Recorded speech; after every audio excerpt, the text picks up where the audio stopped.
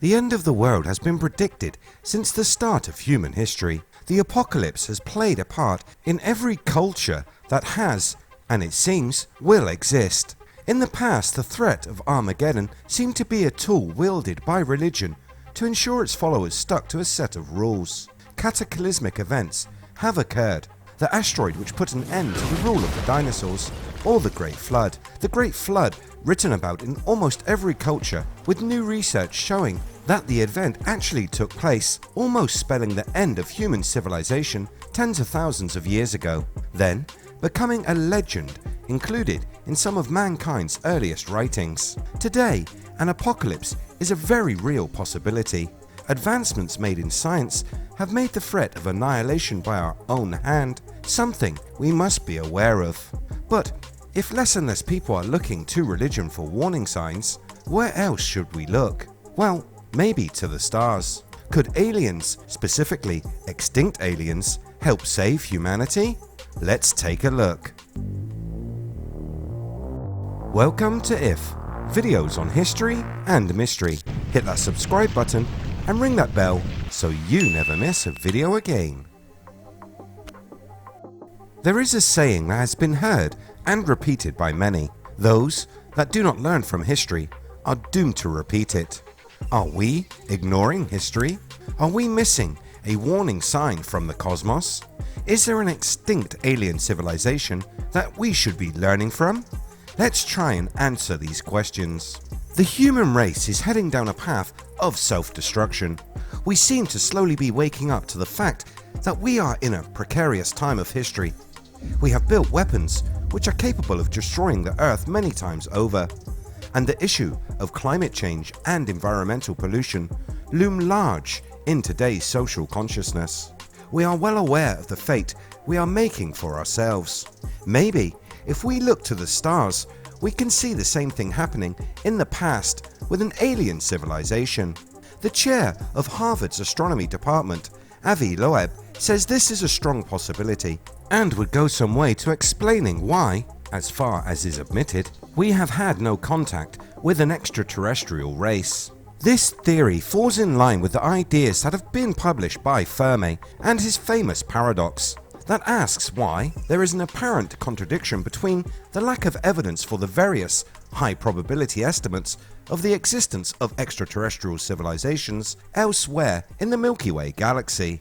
Loeb commented on this saying, "One possibility is that these civilizations, based on the way we behave, are short-lived. They think short-term and they produce self-inflicted wounds that eventually kill them. For this reason, we should really be focusing more effort on locating any artifacts that may have been left behind by such an alien civilization. This could be planets with signs of nuclear conflict in the atmosphere, or worlds which appear to have been through rapid climate changes.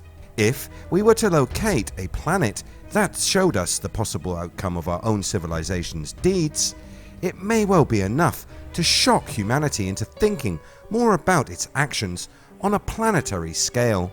Who knows, it may even put an end to war, or maybe that is hoping for a little too much." Loeb went on to say, "The idea is we may learn something in the process. We may learn to be better behaved with one another, not to initiate a nuclear war or to monitor our planet and make sure that it's habitable for as long as we can make it habitable. We must also keep in mind that we may find an extraterrestrial race that has been through the same such dangerous times, and that they could possibly help us. They may possess technologies that would help us overcome the barriers we face today.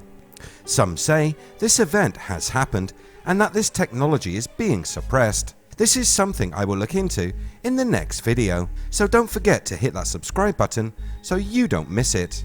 Avi then went on to say, "Our technology is only a century old, but if another civilization had 1 billion years to develop space travel, they may teach us just how to do it." Loeb, who is working on a project to develop technologies that could help us travel to the stars, said, "My hope is that finding dead civilizations will inspire us to behave better and get our act together. And another hope that I have is that once we exit from the solar system, we will receive a message back. Welcome to the Interstellar Club, and we will figure out that there's a lot of traffic out there that we were not aware of. He then suggested that the Oumuamua object, my video on this object is linked above, that was much reported was a form of alien craft that we were unable to identify. If we too head off into the depths of space, we may come across much more traffic than we expected. This contact is something we should be prepared for. We may need to consider how we would be viewed by other spacefaring races.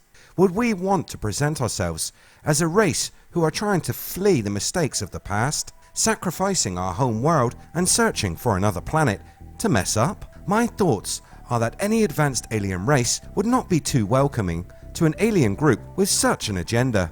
After all, we often see the shoe being on the other foot in movies when the Earth is invaded by extraterrestrials. Another possibility is that our actions could change the planet to a place which would be more suited to alien life. Imagine, if you will, that the temperature of the planet continues to rise. This may make the planet more inviting to a species of extraterrestrial. This species then choosing to eliminate the human infestation and move in. But let's not drift into too much conjecture. There are those that say we may not even need to worry. This because the visitors are already here with the purpose of saving the planet and in turn humanity. Allies of Humanity, a book by Marshall Van Summers, outlines the agenda of the extraterrestrials and says that they want to protect this world. The book reads, "You may well ask at the outset, why is our world being visited? Why is there an intervention? There are several answers to this fundamental question, some of which are very obvious and some of which are not. Obviously, this is a beautiful world with great biological diversity. It is a world that has not been destroyed through exploitation, though it is in danger of being so. It is a world that contains immense biological resources, life-giving resources, resources that are rare and difficult to find in a greater community of barren worlds. You, of course, do not yet realize the value of your own world. Having never lived abroad, you cannot yet appreciate the marvel of the world that you live in and why it is so valuable to others. But consider this, you live in a world with a remarkably temperate environment and tremendous biological beauty and diversity. You live in a world that has enormous water resources. You live in a world that has large tracts of habitable land. For those races that can breathe your atmosphere, you have a world that has a human presence and infrastructure that can be incorporated into foreign technologies.